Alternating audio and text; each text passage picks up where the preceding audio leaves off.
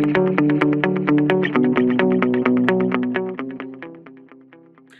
and a very warm welcome to the Analyst dated 7th August 2025, brought to you by Vajiram and Ravi, wherein we'll be covering the 7 set of current affairs issues which have featured in today's newspaper.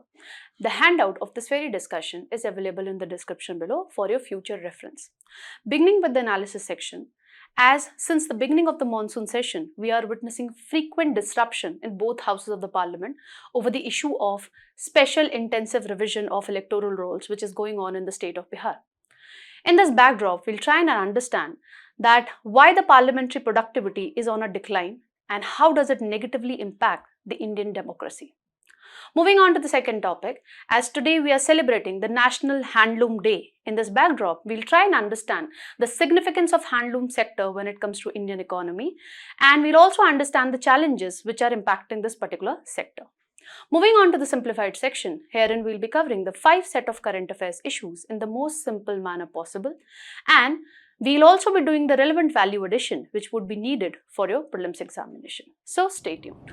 So let's begin with the first topic, which is dealing with parliamentary productivity. This particular topic we can associate with GS paper 2, especially the functioning of parliament and state legislatures. When I talk about legislatures, what is their function? To enact the laws, to hold the executive accountable. And this is the reason the legislature are also considered to be as the temple of democracy. But in the recent times, because of frequent disruption, the legislative wing of the state is not able to perform its function effectively. And in the recent times, since the beginning of the monsoon session this year, why we are witnessing frequent disruption when it comes to the 2 houses of the parliament? Because the opposition is time and again demanding that we need to discuss this issue of special intensive revision of the electoral rolls which is going on in the state of Bihar. Okay, but the ruling party is pointing out towards the rules of the house, stating that if any matter is under the consideration of the courts, if any matter is sub judice, then we cannot discuss that particular matter at the floor of the house. And this SRI issue is currently being looked into by the Supreme Court. But because of this, we are witnessing decline in the parliamentary productivity. Let's look into other data facts which actually authenticate this fact that when it comes to parliament, its productivity is declining over the period of time. Now, if you go by the PRS legislative research, the 17th Lok Sabha recorded a productivity rate of less than 50%, which is the lowest in the recent history. And what we are also witnessing is, because of the frequent disruption, we are witnessing that the houses of the parliament are able to carry out their function for a limited number of days. When you talk about the Lok Sabha, it used to sit for 135 days in a year when I'm talking about the first Lok Sabha. But in the 17th Lok Sabha only conducted its functioning for merely 55 days in a year. If you compare it with the functioning of the parliament in other countries like in Britain, wherein the parliament carry out the functioning for 150 to 170 days, and if you compare it with US Congress, it carry out its function for 260 days in a year. Now you can very well imagine that if the houses of the parliament are sitting for a low number of days in a year, what would be the impact on the parliamentary debate and discussion, and how it would be negatively impacting the quality of the legislations being passed. Then we are witnessing erosion of the question hour. So when I talk about the Lok Sabha, therein the question hours operate from 11 AM till 12 noon. But when I talk about Rajya Sabha, they have changed the timing of question hour. So it operates from 12 noon to 1 PM. Now in question hour, legislature is able to hold the executive accountable by asking different kind of questions, starred, unstarred, short notice question, etc. You need to tell me the difference between these 3 type of questions in the comment section. But what we are witnessing recently is the question hour is not performing effectively. If you go by the data point, in the 17th Lok Sabha, question hour functioned for merely 60% of its scheduled time in the Lok Sabha, and the figure is 52% when you talk about the Rajya Sabha. So if the question hour is not performing well, what does this imply? That the legislature is not able to hold the executive accountable. Because question hour is a parliamentary tool which enable the MPs to hold the ministers accountable, because the ministers are liable to give the answers to whatever questions are being raised when it comes to question hour. Then Because of fewer sitting, because of frequent disruptions, what we are witnessing? Frequent resorting to guillotine motion, wherein we are not discussing major portions of the bill and we are citing that there is shortage of time, so let's pass whatever portion we have not discussed. And that what is happening with respect to the discussion over the budgets. When you talk about the demand for grants, voting on demand for grants, you all must be aware of this thing, that this is an exclusive power which has been given to the Lok Sabha. Rajya Sabha can only discuss it. It is not allowed to vote when it comes to demand for grants. But what is happening when it comes to the demand for grants? 75% of the demand for grants, when you talk about 2023 budget session, were passed without discussion. So what is happening? Since we are witnessing frequent disruption, since this is impacting the parliamentary productivity, the House is frequently resorting to guillotine motions. Now, having understood the data points which tells us that yes, the parliamentary productivity is going down in the recent time, let's just explore the reasons. First and foremost reason is frequent disruptions on the issue of Adani Hindenburg, on the issue of delimitation, on the issue of SRI going on in the state of Bihar. Why the opposition is time and again creating a ruckus at the floor of the House?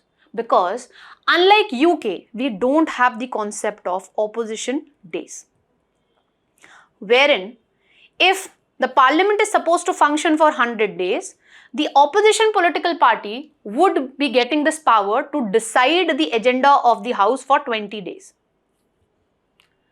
So when the opposition political party would be knowing that yes, there would be certain number of days wherein we would be getting this power to decide that what needs to be discussed at the floor of the House, don't you think the disruption would go down? But such concept is not there when you talk about the Indian Parliament. And that is the reason, since the opposition political parties, they have no say when it comes to deciding the agenda of the House. That is the reason they resort to ruckus, and this ultimately leads to disruptions. Then another prominent reason is decline in the number of bills being referred to the parliamentary committees. So in 15th Lok Sabha, more than 60% of the bills were being referred. 16th Lok Sabha, 25%.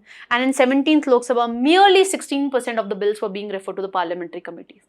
Now you must be thinking that, ma'am, why we need to refer to the bill to the parliamentary committees? See, in this era of digitalization, the laws are becoming more and more technical. And it is with the help of parliamentary committees that we are able to get the expert opinion on a particular bill, okay, which is of technical nature. And when you talk about the parliamentary committees, the MPs of different political parties, they are able to raise their concerns with regard to a particular bill, devoid of the party politics. But since fewer number of bills are being referred to the parliamentary committees, we are not getting due expert advice on a particular technical bill. Then there is lack of research and analysis support being given to the Indian MPs. Unlike the research support which the US parliamentarians are getting and the UK parliamentarians are getting. We need to understand that in this digitalization age, as we discussed that the laws are becoming more and more technical, the MPs need research and analysis support. Only then they would be able to raise concerns with regard to different bills. Another issue is partition role of the speakers. This we can validate with the poor functioning of question hour when it comes to Lok Sabha as well as Rajya Sabha, because it is the presiding officers which get the power to decide that what all questions would be admissible at the floor of the House. And another instance wherein we are seeing partition role of the speaker when it comes to Lok Sabha is with respect to allocating time for MPs belonging to different political parties. And what we are seeing when it comes to the speaker is giving due time to the MPs belonging to the rural political parties, but due time is not being given to the MPs belonging to opposition political party. And that is the reason they resort to ruckus, and which ultimately leads to parliamentary disruptions. Then even if an MP do not want to be a part of parliamentary disruption, then also because of this anti-defection law, the MP has to follow the party whip guidelines. Now in this respect, I want to just discuss with you what are the different types of whip that are there. We have first line whip, wherein the party would be telling you that okay, on this particular day voting is going to happen on that particular issue. Okay, party would not be giving you any direction with respect to this thing that whether you should be present or you can abstain from voting. Okay, it is your choice. second line whip or two line whip, therein the party would be telling you that on this particular day voting is going to happen and you need to be present. Party would not be giving you any direction with respect to the pattern of voting. That means whether you should vote in favor or against of a particular issue. Then we have three line whip. This is the most important whip, wherein the party whip would be telling you that on this particular day, voting is going to happen on this particular issue. You need to mark your presence and you need to vote in a particular pattern. So the party whip would be deciding that whether you are supposed to vote in favor of or against of a particular issue. So this is another reason of frequent disruption and the declining parliamentary productivity. Then we are witnessing lack of consensus. Why? Because the opposition days concept do not work here and the speaker is not performing its role effectively, because the speaker can play a very remarkable or very crucial role when it comes to building consensus between the ruling political party and the opposition political party. That would enable the parliament to function effectively, but that is not happening. Then there are structural reasons as well. As in the recent time, we have seen the rise of regional political party.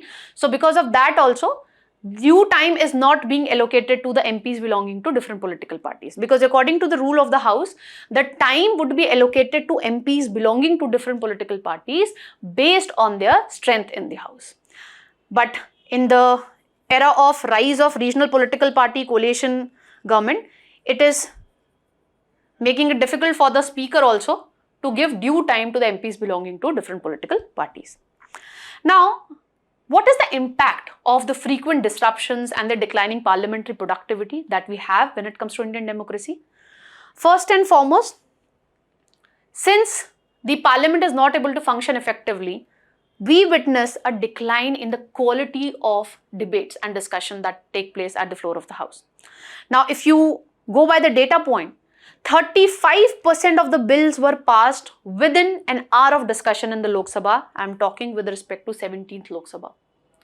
So what does this imply? That we are frequently resorting to guillotine motions, because within an hour, the MPs cannot effectively raise their concerns with respect to a particular bill that has been introduced at the floor of the House. So this implies that guillotine motion is being resorted to. Then fewer number of bills are being passed because of the disruption. The parliament is not able to function properly. Ultimately, the parliament is not able to pass more number of bills also. So maximum number of bills were passed in the 8th Lok Sabha. The least number of bills were passed in the 15th Lok Sabha. Then what we are witnessing is, because of the frequent disruption of the parliament, we are not able to give due time to the private member bills. What are private member bills? These are the bills which are introduced by any MP who is not a minister. So what has happened in the 17th Lok Sabha? More than 700 private member bills were introduced in the Lok Sabha, and the same was the story when you talk about the Rajya Sabha. But only 2 were discussed when you talk about Lok Sabha, and 14 were taken for discussion when it comes to the Rajya Sabha. But none of the bills were actually passed. Why? Because of the frequent disruption, what happens? You have to prioritize the government related work. Okay, the government bills which are being introduced by the ministers. So we sideline the private member bills, which are crucial for the democracy, because they come up with the unique concepts. Okay, like for example, striking a balance between your professional life as well as personal life. But because of the frequent disruption, we are not able to give due time to the private member bills. Then, since we are not able to function properly, lower sittings are there, ultimately the government gets the reason to resort to ordinance route. So since 1950, more than 700 ordinances have been passed. 76 ordinances have been passed between 2014 and 23. And the most controversial one was the farm bills, okay, which was introduced through the ordinance route. And ultimately, because of the poor quality of legislation, it was repealed later on. Then, it has been found out when the parliament is not able to function properly, this undermines the public trust when it comes to parliament as an institution. And this was highlighted in a survey which was carried out by Association of Democratic Reforms in 2023, which points out that 68% of the Indians believe that MPs do not represent citizens' interests effectively. And very few number of people are basically accepting this fact that yes, MPs are representing the citizens' interests.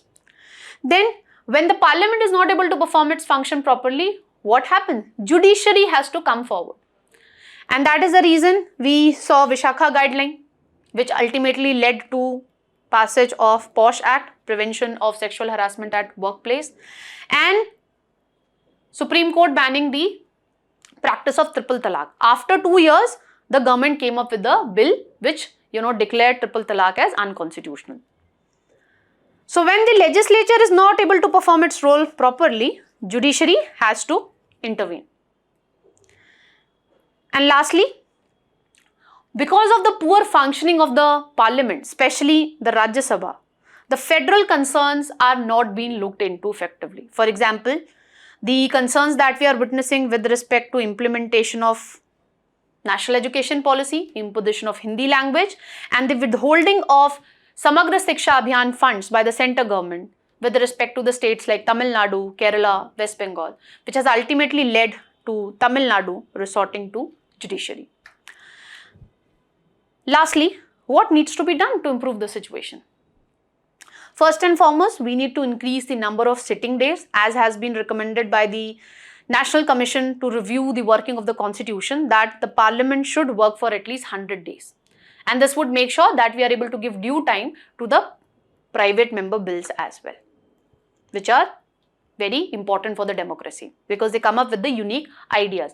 For example, the idea of transgender rights was given for the first time by the private member bills only. They found the groundwork. Ultimately, later on, the government came up with a government bill which talked about the rights of transgender person. Then we need to strengthen the parliamentary committee. So more number of bills should be referred to the parliamentary committees. We should follow the practice which is prevalent in UK, wherein all the bills are transferred to the parliamentary committee except the money bill. So this practice should be followed in India as well, so that we can enhance the quality of the bills that are being tabled at the floor of the House. Then we need to provide the research and analysis support to our MPs so that they are able to give constructive feedback with respect to a particular bill. So we can come up with a parliamentary budget office like the US Congressional Budget Office, so that the MPs can be provided with research and analysis with respect to the financial matters, and then only the MPs would be able to hold the government accountable when it comes to the financial matters. Then we need to make requisite changes in the anti-defection law. This has been repeatedly being pointed out by the Law Commission that we need to limit the use of anti-defection law to certain important matters, okay? For example, confidence motion, no confidence motion, money bills, etc. In rest of the matters, the MP should be allowed to express their dissent so that they can effectively represent the citizens, okay? They are not being turned to a merely party representative. Then we need to introduce this concept of opposition days, which we see in case of UK and Canada. I've already discussed this particular thing. This would go a long way in reducing the parliamentary disruption, because the opposition political party would be having this assurance that we would be getting this particular, power to decide that what would be the agenda of the House for certain number of days. Okay, right now they don't have this particular power. That is the reason they are resorting to ruckus at the floor of the House, which is leading to disruption ultimately. And lastly, the speaker can perform a very crucial role, as we have discussed previously, with respect to building consensus among the different political parties. So speaker should act in an impartial manner and should do this consensus building work. This would go a long way in restoring the legislature's image as the temple of democracy, and this would go a long way in ensuring the idea of representative and parliamentary democracy and responsible government as well. Because if the legislature would be performing its role effectively, only then they would be able to hold the executive accountable. And this is the bedrock principle when it comes to the parliamentary democracy, responsible government. Now we have a PYQ with respect to this particular issue. So do practice this PYQ as well. And based on our discussion, I have framed a practice question for you people. So do practice this question and let us know your answers in the comment section. With this, let's move on to the next topic.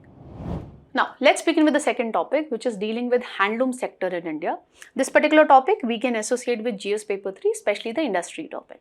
Why are we discussing this particular sector today? Because on today, we are celebrating the 11th edition of National Handloom Day. Now let's just look into certain pointers with regard to this particular sector. So when I say handloom, we mean any loom which is created other than from power loom. Power loom is when you're using advanced machinery to create the cloth. Okay, herein majority of the work is done through hands only. It is one of the oldest and the most vibrant cottage industry when it comes to India. And why 7th August was chosen for celebration of National Handloom Day? Because this was the day when the Swadeshi movement was officially launched, which gave a boost to this cottage industry in India, okay, indigenous cottage industry. And that is the reason in 2015, we started celebrating 7th August as the National Handloom Day. The first edition of National Handloom Day was celebrated in the city of Chennai.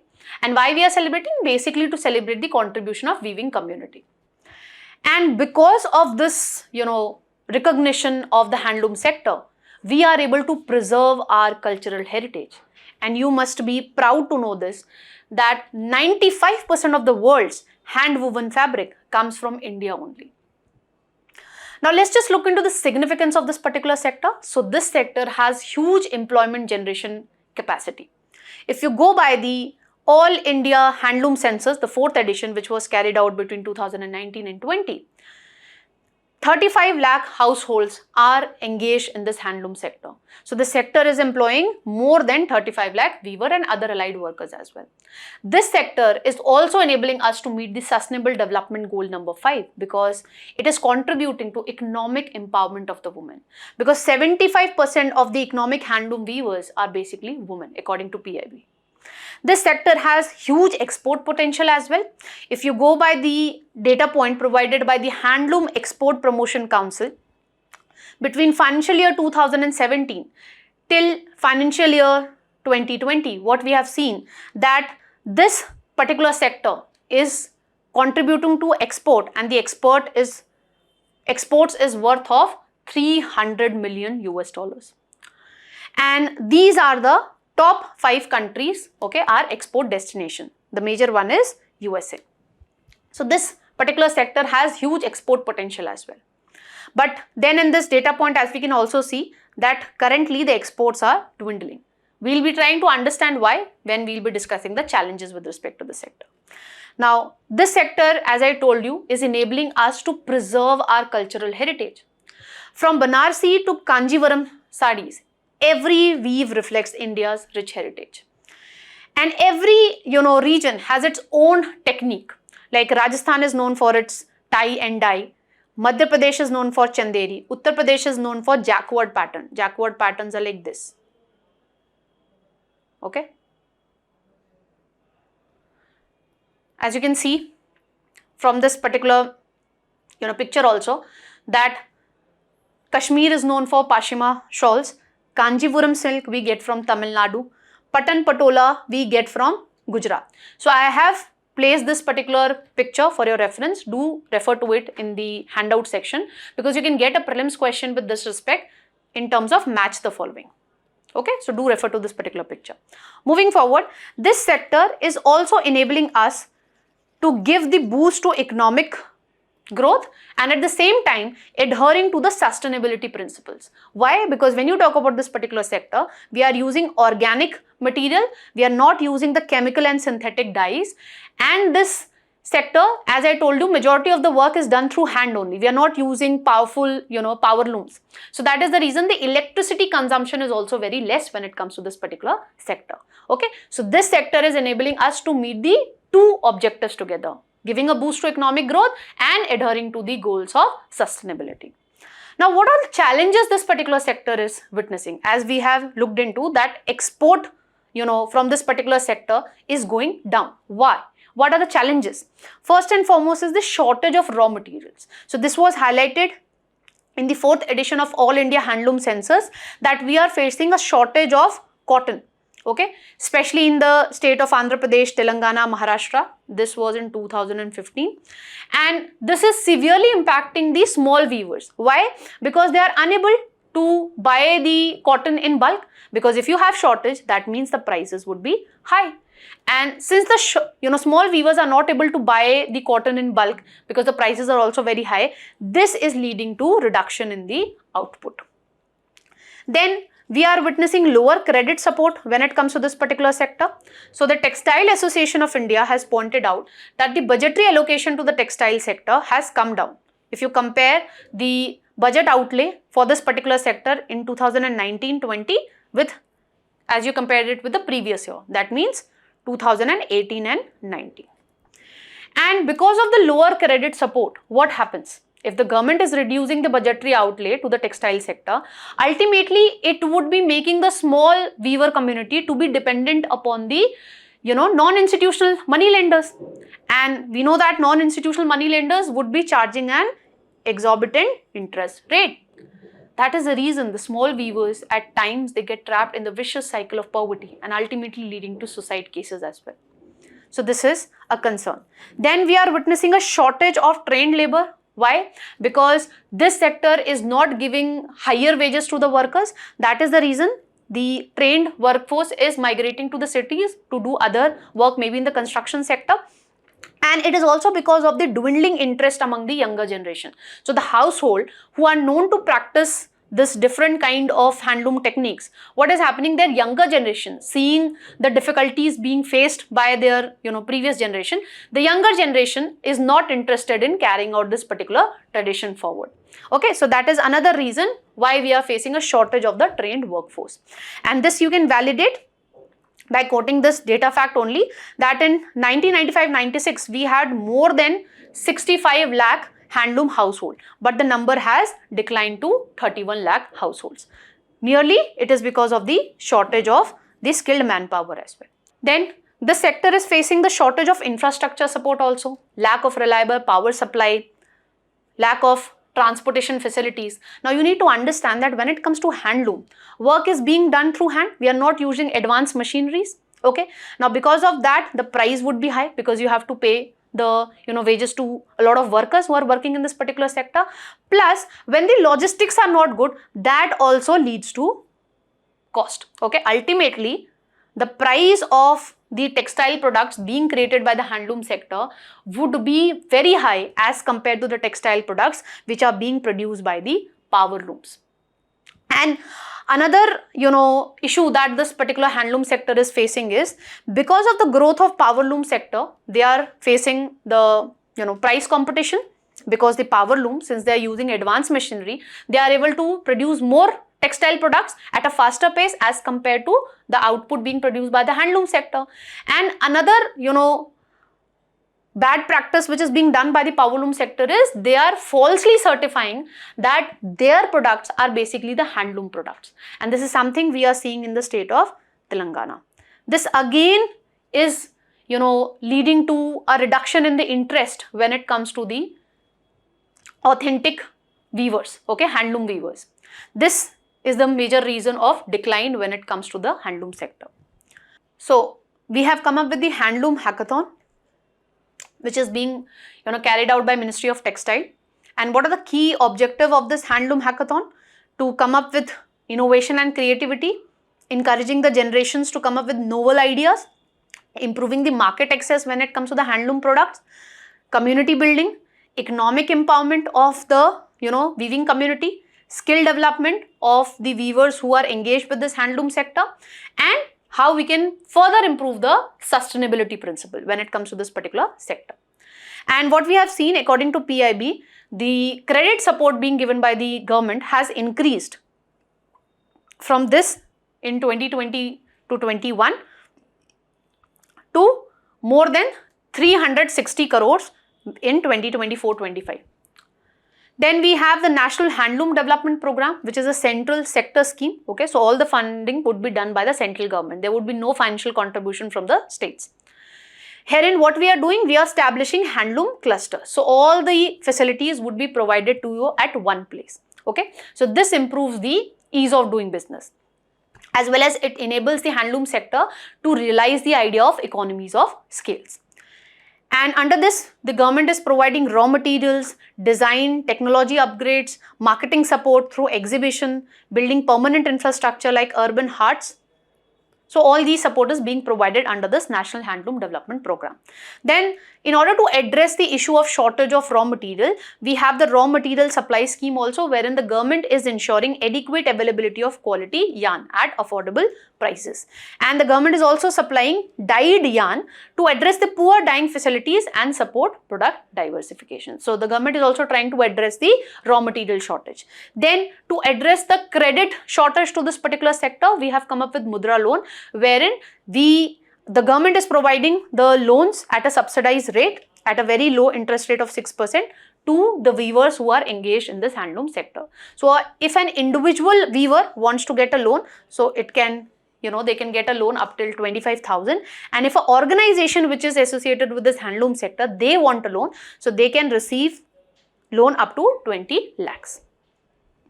Then government is also providing the marketing support to this particular sector. So currently different festivals, and different exhibitions are being going on. For example, Sari festival at Handloom Hut, which is being organized in Janpad, it is currently going on. Please go and visit if you want to, buy handloom products. Then today only, fashion show Vastra Veda is being carried out at Ashoka Hotel. And in order to showcase the handloom products to international players, we have India International Handwoven Expo at Bharat Maidan, which is going on currently. So if you are interested in buying handloom products, you can visit any of these sites. So through organizing different expos, the government is providing the marketing support to this particular sector, increasing the visibility of handloom products when it comes to domestic market also, and when it comes to international players as well. And lastly, to make sure that the markets are not flooded by the powerloom products which are being falsely certified as handloom products, we have come up with the handloom mark scheme in 2006, wherein we have India Handloom brand, so that we can make sure that only authentic and high quality handloom products are being introduced in the market. So under this, the leading brands like Peter England, they are launching exclusive handloom collection in collaboration with the Indian Handloom brand. So this is the kind of support which the government is giving to this particular sector. Now let's look into what more needs to be done so that we can make sure that this particular sector perform effectively. So first and foremost, we need to improve the market access when it comes to this particular sector. Herein the e-commerce can play a very remarkable role. So we need to increase the visibility of the handloom products. We need to make sure that proper branding of these products is being done and the market does not get flooded with the falsely certified powerloom textile products. Then we need to ensure effective skill development of the weavers so that they come up with the new designs and innovations also. Previous designs that we are doing, that is fine, but we should also come up with new innovations that make sure that a particular sector would be able to perform effectively. Then social security needs to be provided to the weavers. Why? Because we discussed that this sector is not providing high wages. So the government should come forward and it should create a social safety net. So weavers should be provided with pension support, health insurance support, etc. Then we need to make sure that the sector is doing the work in alignment with the sustainability principle. So according to the report which is being released by IIT Delhi in collaboration with Ministry of Textile, that is Carbon Footprint Assessment in the Indian Handloom Sector, Methods and Case Study. This particular report talks about that we need to ensure eco-friendly dyes.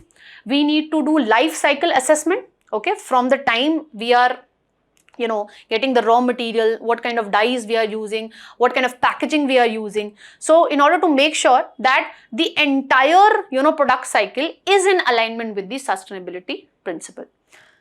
Then lastly, we need to sustain.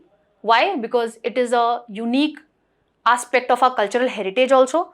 We need to support this particular sector. And we need to scale. That means we need to enhance its market access. And in this direction, the government should sign the free trade agreements with different export partners, European Union, Australia, UK, etc. And lastly, as the Honorable Prime Minister Modi says, that we need to make handloom an integral part of our daily lives. This would give a great boost to this particular sector. Now, based on our discussion, I have framed a practice question for you people. So do practice this question and let us know your answers in the comment section. With this, let's move on to the simplified section. So beginning with the simplified section, an editorial has appeared in The Hindu today which talks about what lessons India can learn from China. This particular topic you can associate with GS paper 2, India and its neighborhood relation. So initially the writer is talking about the recent exodus of 300 Chinese engineers which were called by the Chinese government from the Foxconn iPhone 17 manufacturing facility which is there in the state of Tamil Nadu and Karnataka. Because the Indian government has also increased the restrictions when it comes to the visa norms for Chinese nationals. But according to the writer, Chinese government has basically recalled these 300 Chinese engineers. Why? Because it wants to create an impediment when it comes to realization of India's goal of self-reliance when it comes to advanced manufacturing. And with this, China is trying to make sure that there remains a unipolar Asia wherein there should be economic hegemony of China and China only. So these Chinese engineers which had the expertise in establishing sophisticated production lines because they could actually do quality control effectively, and they were having the expertise that they could troubleshoot whatever problems we might have witnessed while manufacturing of advanced electronics.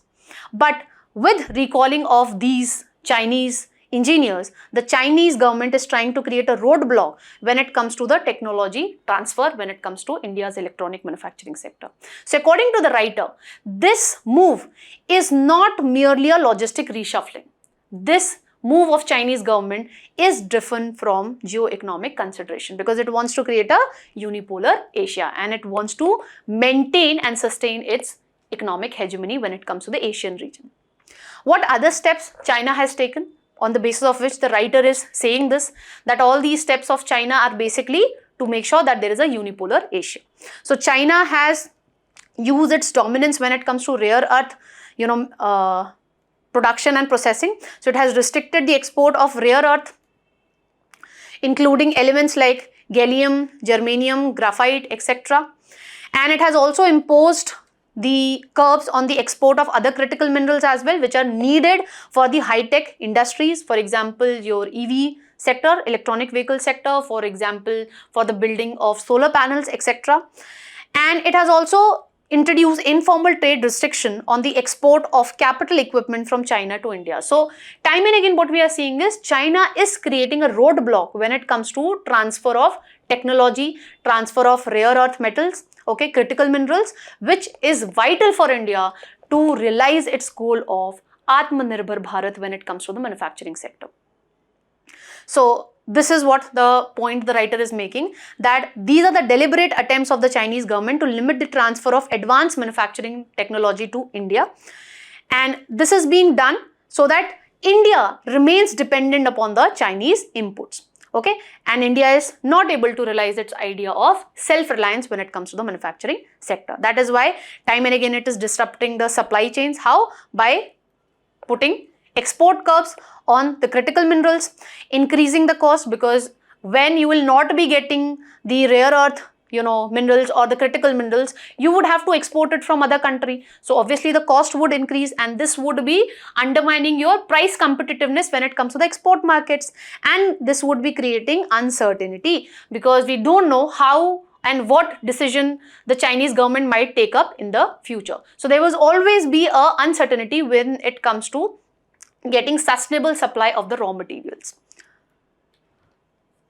Then the writer is also pointing out that all these moves of China are not only because of geo-economic consideration.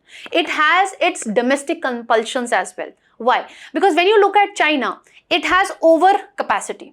So industries are producing excessively. But when you talk about its internal or domestic consumption, that is very low. Why? Because of its one China policy, its population is shrinking and it has a more aging population. So shrinking population plus overcapacity, when it comes to the industry. So when your domestic consumption is less, obviously you will have to export whatever excess production has been done to the other markets, export markets. And that is what the writer is pointing out. And this is the reason China is taking all these steps so that it is able to maintain its export surplus, because the domestic consumption is very less. So if anything goes wrong when it comes to the trade surplus which the China is earning right now, it would not be able to meet its domestic requirements, okay, because the population is aging. So the expenditure on pensions also is going up. Whatever expenditure it wants to carry out on the military, that is also being financed by whatever trade surplus the China is having. This is also one of the reasons why China is trying to maintain its economic hegemony when it comes to the Asian region, and why time and again it is creating an impediment or the roadblock when it comes to transfer of crucial technology to India. Okay, this we can very well justify that how there's a weak, consumption demand. The Bank of China has repeatedly reduced the interest rates on the savings. So when the interest rate on savings goes down, you should be incentivized to spend more and more. But then also repeated reduction in the interest rates on saving has failed to increase the internal consumption demand. Okay, that is why China is more dependent upon the export surplus. Okay. So because of this domestic compulsions also, China is taking all these steps. Then this is the reason why China is, continuing to maintain its hegemony when it comes to artificial intelligence, quantum computing, cutting edge technology like 6G, okay? And that is the reason China is maintaining large controls when it comes to the global supply chain by coming up with export restrictions when it comes to rare earth minerals, critical minerals, etc. And since the Chinese industries have excess capacity, that means the domestic demand is very less. But as compared to the domestic demand, the Chinese industries are producing more. So because of this excess capacity, the Chinese industries are actually dumping their goods in other export market. So they are selling the goods at a very low price, and that is the reason the Indian export goods are not able to face the stiff price competitiveness as compared with Chinese exportable goods. Okay, as you can see, aggressive pricing strategies employed by the Chinese industries. And that is how it stifles the nascent competition which is being given by India. And by giving the export goods at a very reasonable price, that is how they are flooding the export market. Okay, and that is the reason nascent countries, when it comes to the manufacturing, India is not able to face the stiff competition when it comes to the Chinese industries. Now, in this backdrop, the writer is also pointing out that India needs to build strategic autonomy, because we know that recently Trump administration has passed the executive order that now the Indian exports would be facing a tariff rate of 50%. Although this additional 25% would be coming up after a window of 21 days. But ultimately after 21 days, the Indian imports, when it comes to the American market, they would be facing this much of tariff rate. But the same is not with respect to China. So this is going to further increase the price competitiveness when it comes to the Chinese exports, when it comes to US economy. And why the writer is talking about strategic autonomy? Because India previously was collaborating with the Western countries and it was trying to diversify the supply chain away from China, okay, like resilient supply chain initiative, etc. But earlier we were getting close to US, but seeing the Trump administration response, okay, they are not at all cared about what is in India's interest. So this points out that you cannot depend upon one particular country. That is the reason we need to take our economic decision based on our own national interest. Okay, and in this backdrop, the Honorable Prime Minister Narendra Modi would be going to China to attend the SCO meet recently. Now, what all issues are impacting the India's manufacturing sector? So we have infrastructure bottlenecks, which adds to the logistic cost. According to economic survey of 22-23, it is currently 14% to 18% of the GDP. So when your logistic cost is high, how the exports would be able to, give a stiff competition to Chinese export goods, which are already being sold at a very low price. So this is a concern. Then we have shortage of manpower also. Because of bureaucratic red tapeism, the infrastructure projects are delayed also. This leads to cost overruns, which we have discussed in the previous analyst. And because of this Chinese move, what is happening? India is still dependent upon the imports when it comes to China, okay, for the crucial components ranging from chips, engines to semiconductor sensors, etc. So writer is making a sarcasm that Make in India still needs help from outside India. So in this backdrop, the writer is talking about that we need to learn from China, that how it has built its domestic foundation, how it has incentivized its industries to produce more, overcapacity is there in the Chinese industry, and how to maintain its economic hegemony, it is increasing its trade relation with Pakistan, Asian nations, African and Latin American countries. So if we want to compete with China at the global stage, we need to put in place resilient supply chain. When it comes to the raw materials, we need to go by the strategic autonomy and we need to reduce the logistic cost. Only then our export products would be able to give a stiff competition when it comes to the Chinese export goods. Okay. So the onus is on Indians only. And in order to remove and to address the ease of doing business, what we need to do, we need to reduce the regulatory cholesterol. So we need to rationalize the labor laws. We need to enhance the effectiveness of special economic zones. We need to come up with single window clearance, etc. These all steps would go a long way in strengthening the performance of the manufacturing sector when it comes to India. Currently, the manufacturing sector contribution is hovering between 15 to 17% of the GDP. So all these steps would enable us to realize the idea of self-reliant India when it comes to the manufacturing sector. That's all that we need to know with respect to this topic. Let's move on to the next one. Now, a write-up has appeared which talks about the potential of Bio-Char. What is this Bio-Char? Let's explore this. This particular topic you can associate with environment section of a prelim syllabus. So the write-up is talking about that by 2026, we would be coming up with our own carbon market, okay, wherein we can trade the carbon credits. But in this backdrop, we are not focusing upon the Bio-Char, which has huge potential to reduce our carbon footprint. Because how do we produce this Bio-Char, which is a type of charcoal which is rich in carbon dioxide? By using the waste, that is agriculture waste as well as organic municipal solid waste. What is organic municipal solid waste? Like your biodegradable paper waste. Now, because of low emphasis upon this particular Bio-Char, we are not able to realize its full potential. Now, as I told you, how do we produce Bio-Char? By using the agriculture residue or the organic municipal solid waste. Currently, if you look in India, we are producing over 600 million metric tons of agriculture residue and over 60 million tons of municipal solid waste every year.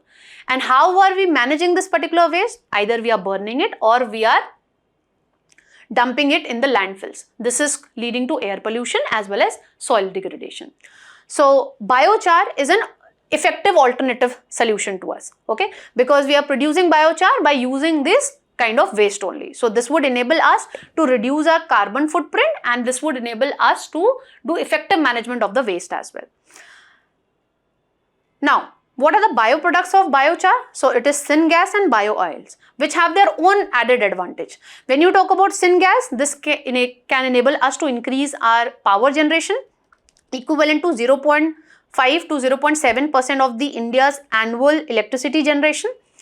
So this would enable us to reduce the consumption of coal. And when you talk about bio-oil, this can enable us to reduce the consumption of diesel and kerosene. Ultimately, it would enable us to lower the crude oil imports and reducing more than 2% of India's total fossil fuel based emissions as well. Now, when you talk about Bio-Char, how they are able to work as carbon sink? Because they are able to hold the carbon in the soil for 100 to 1000 years due to its strong and stable characteristics. Now let's look into the use of Bio-Char in different sectors. Firstly, agriculture sector. So they can be used to improve the water retention, which can enable us to reduce the nitrous oxide emission by 30 to 50%. Okay. This gas has 273 times higher warming potential as compared to carbon dioxide. And this would also enable us to enhance the soil organic carbon, okay, ultimately leading to restoration of degraded soils also. What is its use in other sector? For example, in carbon capture application, we can use modified biochar which can absorb the carbon dioxide from the industrial exhaust gases. However, if you talk about the removal efficiency of biochar, it is currently lower than the conventional methods that we are using. When you talk about the construction sector, we can use biochar as a low carbon alternative for the building material. So if we add merely 2 to 5% of the biochar to concrete, then it can improve the mechanical strength because it has stable characteristic, strong characteristic, and this would also enable us to make building material which acts as a stable carbon sink as well. Then we can also use this in wastewater treatment. So this can provide us a low cost and effective option to treat the wastewater as well. India currently generates more than 70 billion liters of wastewater every day, of which 72% is left untreated. So using the biochar can provide us a low cost solution for water treatment. Then what are the other benefits? So this biochar production equipment, if we set up it at the village level, this has huge employment generation capacity also. So this would enable us to meet the sustainability principle along with inclusive development, okay, because of its employment generation capacity. And what are the additional benefits of this biochar? This would enable us to improve the soil health. It would lower the fertilizer requirement and higher crop yield. Lastly, what is hindering the adoption of biochar if it is, a great carbon sink? The reason being, it is underrepresented when it comes to carbon credit system. What is carbon credit system? Let's suppose we have fixed that two entities can produce or can emit only X amount of carbon dioxide.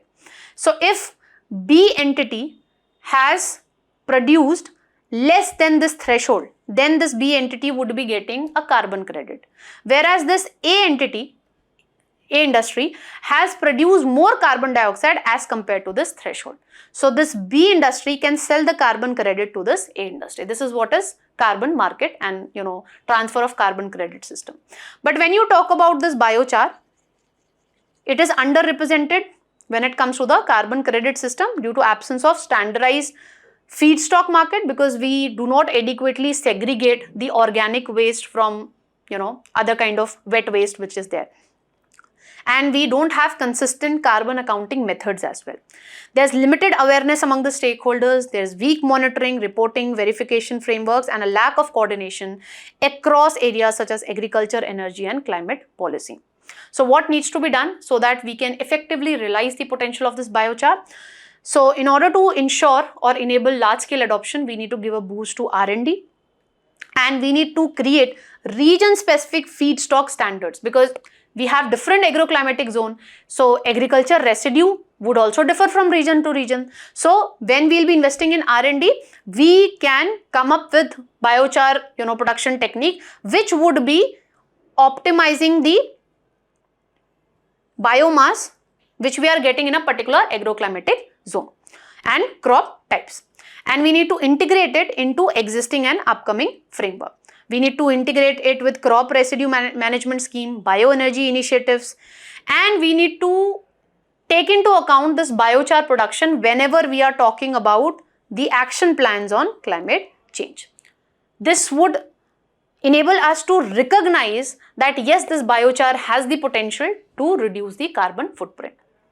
Although the writer is pointing out that this biochar is not a silver bullet, but it offers a science-backed multi-sectoral pathway for India to achieve its climate and development goals. Why? Because we have discussed that biochar is created by using the waste only. So this is enabling us to effectively manage our waste, and at the same time we are able to reduce our carbon footprint as well. So adequate amount of R&D expenditure needs to be done so that we can effectively realize the potential of biochar. With this, let's move on to the next topic. Now, recently the Trump administration has stated that additional 25% of the tariff, so in total, Indian imports would be facing 50% of the tariff in future. This topic we can associate with the economy section of our prelim syllabus. So the previous 25% tariff which the Indian imports entering into the US economy, that 25% tariff would be coming into effect today itself. But the additional 25% of tariff that would be coming into effect after a window of 21 days. And what reason the Trump administration has given of imposing this additional 25% tariff over the previous 25% tariff? That India is one of the largest importer of Russian crude oil. Okay, even though Russia is involved with a war with Ukraine. But the Ministry of External Affairs has pointed out that China is also one of the largest, importer of Russian crude oil. China is the largest, India is the second largest. But then when it comes to Chinese import entering into the US economy, they are not being subjected to the same level of tariff. Why this discrimination when it comes to India? So Ministry of External Affairs has raised this concern, and this concern has also been raised with respect to European Union, because European Union is also, as you can see, is importing huge amount of crude oil from Russia. So why this discriminatory treatment when it comes to Indian imports only, which are entering into the US market? When it comes to Ministry of External Affairs, we have made it clear that whatever decisions that we take with respect to the trade, this is in respect to we importing crude oil from Russia, this is in alignment with ensuring energy security of 1.4 billion Indian nationals. So in the coming time, the negotiators from USA would be coming, and we are close to finalize the bilateral trade agreement. This is the reason the Trump administration has given us a window of 21 days. Because 25th August, this is the expected, deadline on which the US trade negotiators would be coming to India. This is the kind of pressure tactics being, used by the Trump administration. Why? Because India has been reluctant with respect to bilateral trade agreement. India has been reluctant to open its agriculture market. So now, by threatening India that we will be imposing additional 25% tariff on the Indian imports, it is trying to create a pressure on India that it should open its agriculture market. And that is the reason 21-day window has been given. So that under this pressure, India might open its agriculture market as well for the US imports. Then what all concerns have been raised by India? So India has raised that USA is also importing Russian chemicals and fertilizers, and what we have witnessed is this import of Russian chemicals and fertilizers by USA has increased at a rate of 23% year-on-year basis. When the media persons asked Trump with respect to this import of Russian chemicals and fertilizers, he strictly said that I am not aware of this thing. I'll be coming back to you on this particular issue. Now, another concern which Ministry of External Affairs has raised is with respect to China. We have stated that China is the largest importer of Russian crude oil. Then why is it so that Indian imports into the US economy are facing 50% of the tariff after this 21-day window ends, whereas Chinese imports in the US economy would be facing nearly 30% of the tariff rate? This is because China controls the critical minerals and the rare earth metals as well, which are very well needed for the US defense, electronic sector, as well as the energy transition, related sector also, electric vehicles, etc. Now, how this decision of Trump would be impacting India? As we have seen that China would be facing less amount of tariff as compared to India. So the price competitiveness would go down to a great extent when it comes to Indian export vis-a-vis the China. So the Federation of Indian Export Organization has pointed out the same thing, that exports would be facing a 30 to 35% price comparative disadvantage. Then why it is a concern? Because USA is one of our major trading partners. Roughly 20% of India's outbound shipment is for the US market. So if we would be, facing this much of tariff, then the Indian imports would not be able to compete with the import products which is coming from other countries like Vietnam, Bangladesh, China, etc. So that means the market access that India is having currently when it comes to US, that would be taken away by the other competitors like China, Vietnam, Bangladesh, because they are being subjected to less percentage of tariff. Then this has also created trade related uncertainty. Previously 25%, now additional 25%.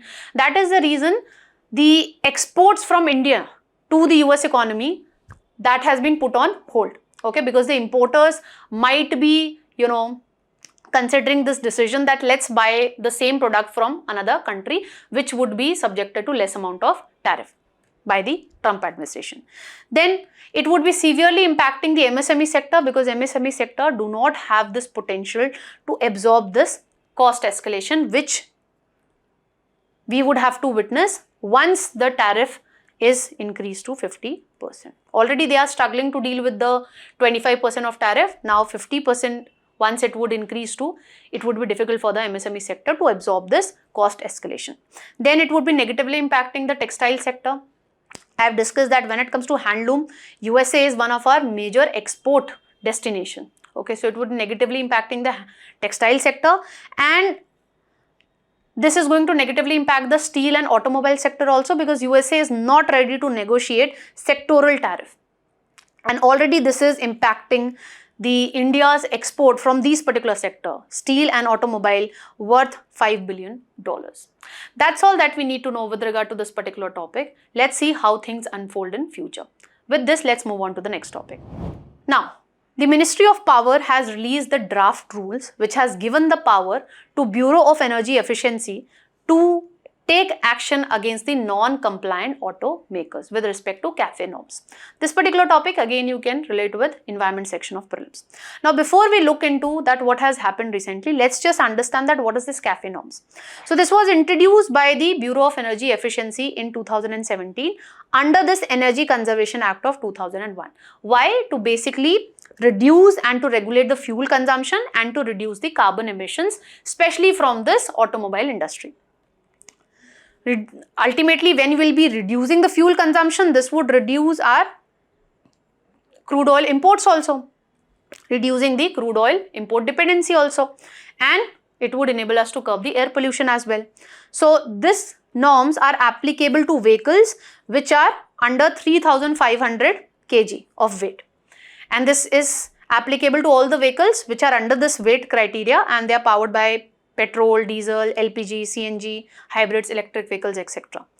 Now, the second phase of this CAFE norms came into effect in 2022-23, wherein we increased the compliance criteria. So now the fuel consumption criteria is the vehicle should use roughly 4.78 liters for 100 kilometer, and carbon emission should be less than 113 grams of carbon dioxide per kilometer. Okay. What is the significance of this CAFE norm? This would be ultimately incentivizing the automobile industry to come up with fuel efficient vehicles. And this is also in alignment with the sustainability principles.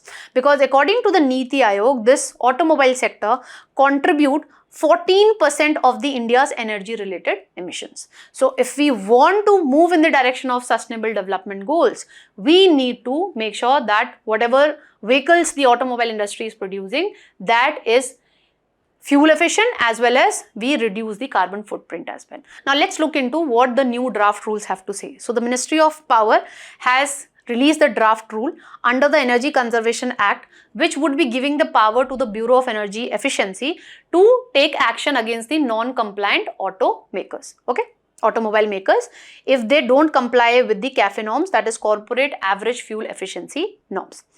So this draft rules basically say that it would be the Bureau of Energy Efficiency which would be verifying the cases that whether the automobile industry is non-compliant with the CAFE norms or not, and then it would be referring the case to the State Electricity Regulatory Commission. So adjudicating authority would be your State Electricity Regulatory Commission. Now the question arises, which State Electricity Regulatory Commission? Because the automobile industry might be having its production bases in different states. So the rule says that a particular State Electricity Regulatory Commission would be looking into these cases, would be adjudicating such cases wherein the head office of that particular automaker is situated. So whatever penalty would be imposed, 10% of that penalty would be going to Central Energy Conservation Fund and rest 90% would be going to the respective state government. Now, the government has asked the stakeholders to comment upon this draft rule within a time period of 30 days. Now, as we discussed, previously we had CAFE norm 1. After we did the amendment in Energy Conservation Act in 2022, from that time, second phase of CAFE norms is in force. And with the help of this amendment, we have actually increased the penalties for non-compliant automakers. And this amendment has also empowered the central government to frame the rules that how the state electricity regulatory commissions would be adjudicating the non-compliant related cases. So, we have increased the penalties. So let's assume this is the ideal, fuel efficiency which a vehicle needs to ensure. And this is the fuel efficiency of the vehicle which is produced by, let's suppose, a automaker company Hyundai. Now, if this difference is less than 0.2 liters, then in that case, a penalty of 25,000 per vehicle would be imposed. But if this difference is greater than 0.2 liters, then a penalty of 50,000 per vehicles would be imposed on that particular automaker. Now, what has happened because of this? The cumulative penalty which the automakers have to give to the government, that has increased over 7,000 crore. And another bone of contention which is there between the automobile industry and the center is the industry is saying that this second phase of CAFE norms came into force on 1st January 2023. So why are you applying this with a retrospective effect? Okay. Why are you calculating the penalties on the basis of car being sold in the entire financial year? Okay, this is not appropriate. Let's see what the stakeholders comment with respect to this particular draft rule. With this, let's move on to the next topic. Now, this is the last topic of today's Analyst. What we are seeing is currently in the capital city of Delhi, in different schools, we have witnessed cases of hand, foot and mouth disease. This particular topic you can associate with the prelim syllabus. So that is what is the context. Recently in different schools, we are witnessing rise of hand, foot and mouth disease. Now this particular disease is caused by Coxsackie virus, which belongs to a group of virus called enteroviruses. Now what are the symptoms?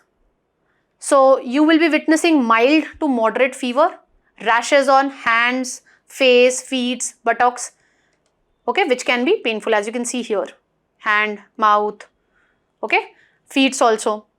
And which is the section which is more vulnerable to this particular disease? So it is basically your younger children. And how it spreads? So it spreads through secretions from mouth, respiratory droplets or blister fluids. What all steps we can take to prevent this particular disease? So if you are witnessing these symptoms, then we need to isolate that particular child for at least a week and do not send them to school. Monitor the child's fever.